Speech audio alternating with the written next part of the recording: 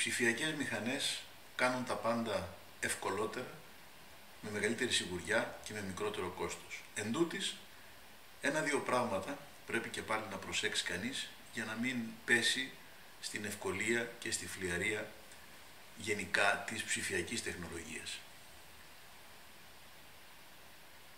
Το πρώτο είναι ότι πλέον, εκτός από το σκόπευτρο, υπάρχει και μια οθόνη. Ο φωτογράφος πρέπει να προτιμάει να κάνει τη φωτογραφία κοιτάζοντας μέσα από το σκόπευτρο και μόνον σε έσχατη ανάγκη να χρησιμοποιεί ως προσοφθάλμιο την οθόνη. Η ανάγκη αυτή προκύπτει συνήθως όταν η θέση της μηχανής είναι τέτοια, χαμηλά, ψηλά, λοξά, που δεν βολεύει η χρήση του προσοφθαλμίου, του σκόπευτρου, του viewfinder.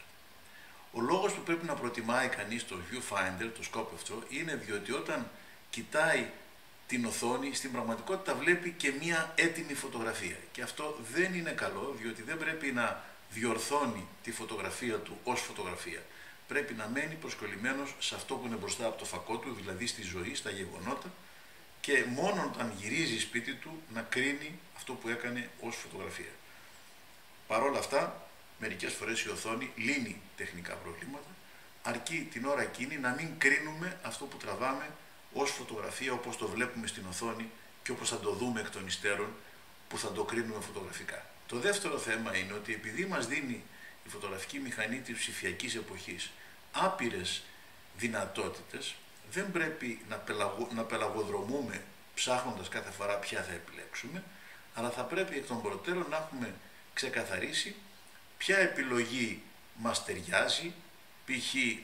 όσον αφορά τους αυτοματισμούς, την εστίαση, την επιλογή του τρόπου φωτομέτρησης, και εκεί να μείνουμε, να μην αλλάζουμε. Πρώτα απ' όλα, αλλάζοντας κινδυνεύουμε να κάνουμε λάθη ξεχνώντας τι έχουμε επιλέξει, και δεύτερον, απασχολούμαστε με τεχνικά θέματα που δεν βοηθούν τη δημιουργική πλευρά της φωτογραφίας. Άρα επιλέγουμε αυτό που ταιριάζει σε μας και το κρατάμε και ασχολούμαστε με αυτό. Τέλος, πολύ σημαντικό είναι να επιλέγουμε τις πλευρές της φωτογραφίας μέσα από 2-3 το πολύ πιθανότητες που έχουμε εκ των προτέρων αποφασίσει.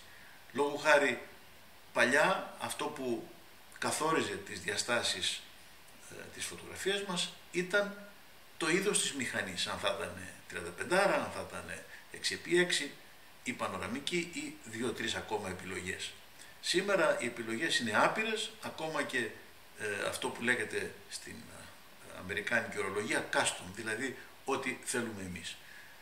Θεωρώ ότι έτσι δεν φτιάχνουμε κάδρο, χανόμαστε, γι' αυτό και καλύτερα να επιλέξουμε ποια διάσταση μας ταιριάζει, αν θα είναι το 2:3, η παλιά διάσταση των 35 χιλιοστών, το 4:3 ή το 1:1, το τετράγωνο, ή ένα είδος πανοραμικού, πάντως όχι κάθε φορά να αλλάζουμε στη μηχανή μας και να αλλάζουμε και στο κροπάρισμα αναλογία διαστάσεων. Είναι καλό οι διαστάσεις να είναι σε 1-2-3 το πολύ επιλογές. Αυτό θα μας διευκολύνει αφάνταστα και στην δημιουργία ενός βιβλίου μας, αλλά και στην έκθεση των φωτογραφιών μας στον τοίχο.